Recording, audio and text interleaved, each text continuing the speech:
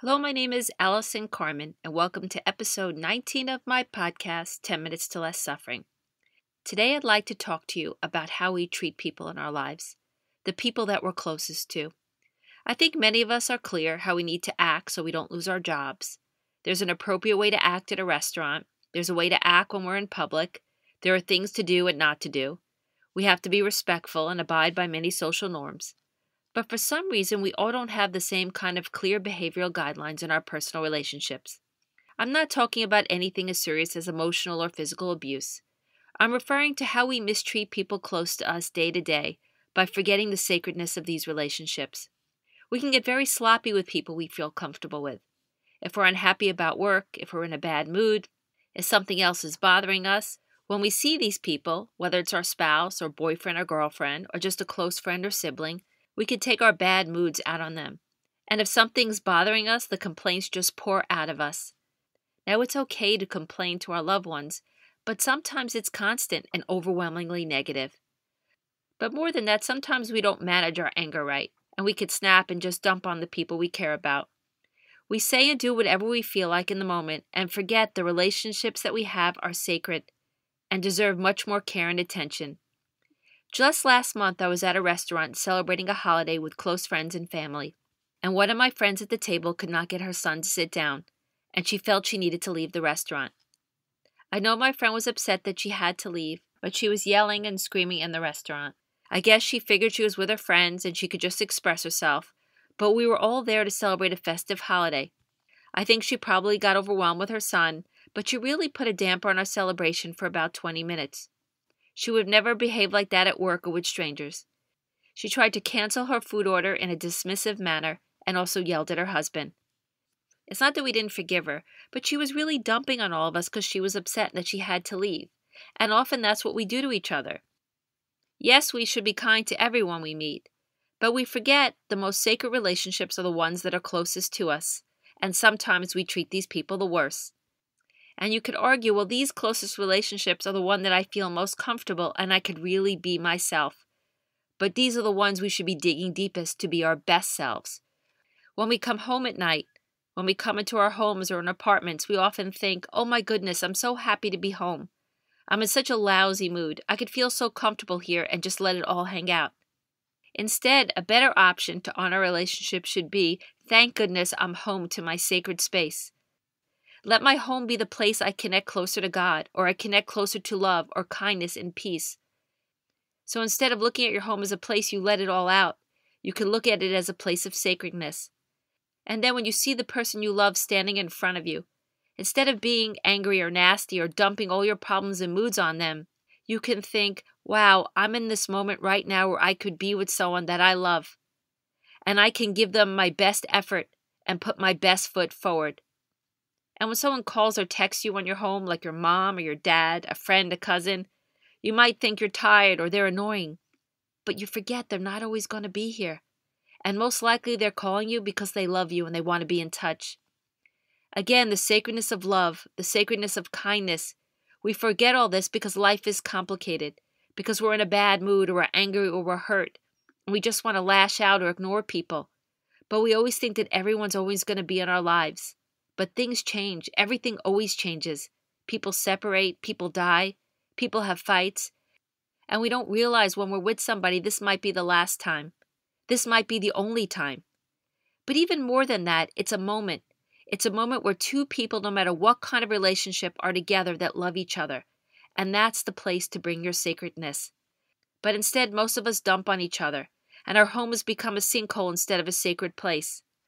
So what is the best way we could start to appreciate the ones we love, to make sure they know we love them, to make sure that we don't lose them, to make sure we appreciate every moment that we have together? The first thing we can do is before we walk into our homes, because that's the place we probably dump on people the most, before we open the door, even before we drive up to the driveway or enter our buildings, we need to stop and take a few breaths and commit to disconnecting from wherever we've been all day, especially disconnecting from work, unless you have to run into your home and get a document out. Everything that has happened in your day is now over, and you have to start a new part of your day or a new part of your evening. Even if you have to go back to work and you only have 20 minutes, think about the people in that house or in the apartment that love you. Think about the love that is waiting for you, that will take care of you if something happens to you, that will always be there for you.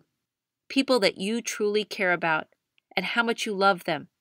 And take another breath and open your heart to the depth of that love. Think about it, feel it, know it, and then open the door. And take another breath and greet them as if it's the first time and the last time you will ever be together. Because that's what each moment is. Each moment is the first time and the last time. And just allow it. And again, even if you have 15 or 20 minutes, allow the wonder of it, the wonder of love, the wonder of excitement, especially if you have kids or a spouse or someone special is staying with you. Always make it new. Always make it exciting. And remember, this is the most sacred part of your life. Jobs come and go. You could lose all your money. Your health could fail. And these people in front of you will most likely be there for you if you treat them well. If your mother calls or your father calls, your annoying friend calls, take a breath. And again, know this is sacred. This is a love that you are sharing with another person. Try to find your patience. And just because you had a bad day, try not to react. Let it be. Even if your mom is worried, let it be. Let it all be. Let the love flow. And just try to stop judging it. Because one day you won't have everyone in your life, and you'll miss them. And the same thing with your children. Before you react to the water on the floor or their mess in their rooms, think about the beautiful human being that's making the mess. One day there'll be no mess or crumbs. They will be gone living their own life. And realize you can miss this beautiful moment if you don't go easy on them with the mess or the crumbs. You can nicely say, please pick up the crumbs, please clean your room. And you could also say, I love you, and try to get a laugh and do something wonderful in that moment. We really need to refocus on the sacredness of our lives and always remember to breathe. Gratitude is also a great practice to remember. People I know make gratitude lists in the morning about the people they love. They also might do it in the afternoon and before they go to bed to remind them of what's important as they move through their day. When we forget to be kind, we're not bad people. We're usually overwhelmed with worries and fears and fatigue, and we lose balance. So a great way to remember to treat the people in our lives well is to find our own balance. Now, gratitude can help us find a mental perspective and balance our emotions and feelings. We can make time to work out. It's always a great way to shift your energy. Nowadays, you can even go online and find a short dance workout, yoga, or meditation if you can't get to the gym.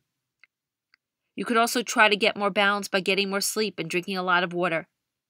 There are always ways you could find to let go of the stress, anger, and worry, and find a place of more balance because you don't want to dump on the people you love. You want to adore them. You want them to be happy. And sometimes I think we might not even realize what we're doing, but most of us are not always treating the people we love well. So remember, it's good to have freedom in our relationships, but we should also remember they are sacred. If we don't take the time to care for these relationships, we can damage them, and sometimes even lose the closest relationships of them all. The best thing to do is remember in each moment how meaningful it is to love someone and to be loved. And keep your heart open. And don't take everything so seriously, because everything passes and everything changes. And if we stay open and aware, a lot of things we could change in our lives for the better, especially in our relationships. But we can't let our fear own us. We can't let our anger own us, our bad moods own us. But we can let our hearts own us, because the heart is where the truth resides, and the truth is love. And let love prevail. And love prevails when we honor the sacredness of the relationships in our lives. So thank you for listening to me today. If you have any questions or comments, you can email me at allison@allisoncarmen.com. If you like this podcast, please leave a review on iTunes. If you'd like to buy my book, The Gift of Maybe, it's available at all major bookstores and online retailers. So let's try to be more thoughtful and kind to the people we love. And know that it's a gift to be alive.